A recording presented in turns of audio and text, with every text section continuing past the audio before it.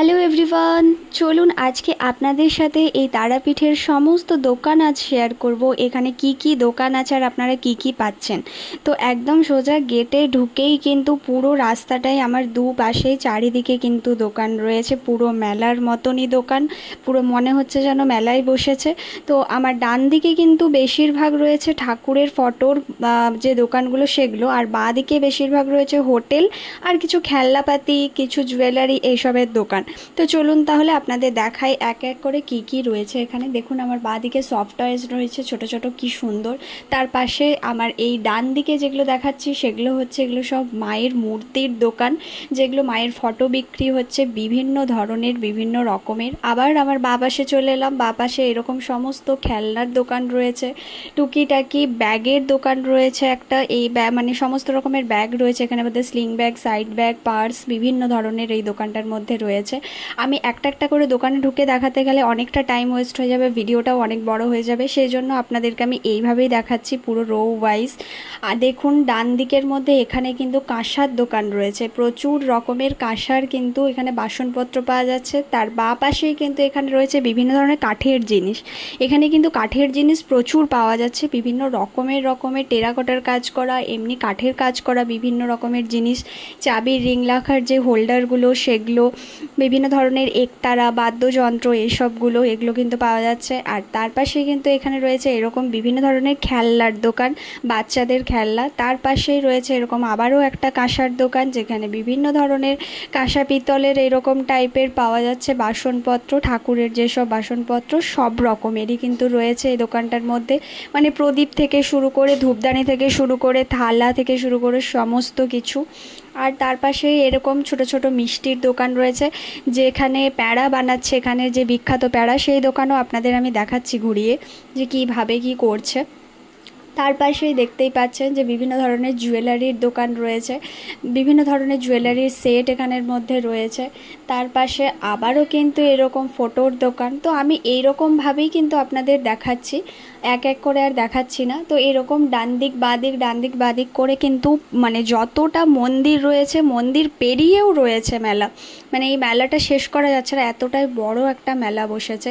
তার মাঝে মাঝেই কিন্তু দোকান রয়েছে, যেমনটা আমি আগের ভিডিওতে আপনাদের দেখিয়েছিলাম যে মানে যে কোনো মিষ্টির দোকানে আপনারা পান্ডা ধরতে পারেন, সেই রকম হিসাবেই এখান থেকে এই মাঝেরই যে কোনো মিষ্টির দোকান থেকে আপনারা সেই পান্ডা কিন্তু ধরতে পারবেন পুজো দেওয়ার জন্য।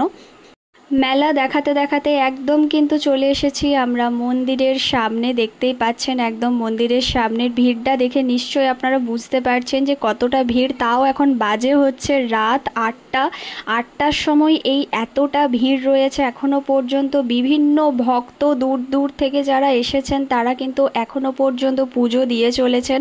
এত বড় লাইন, সেই সকালবেলার লাইন কিন্তু এখনও শেষ হয়নি। আপনারা দেখতেই পাচ্ছেন সেটা, যে এখনও কত বড় লাইন, সারাক্ষণ ধরে পুজো চলছে এখানের মধ্যে।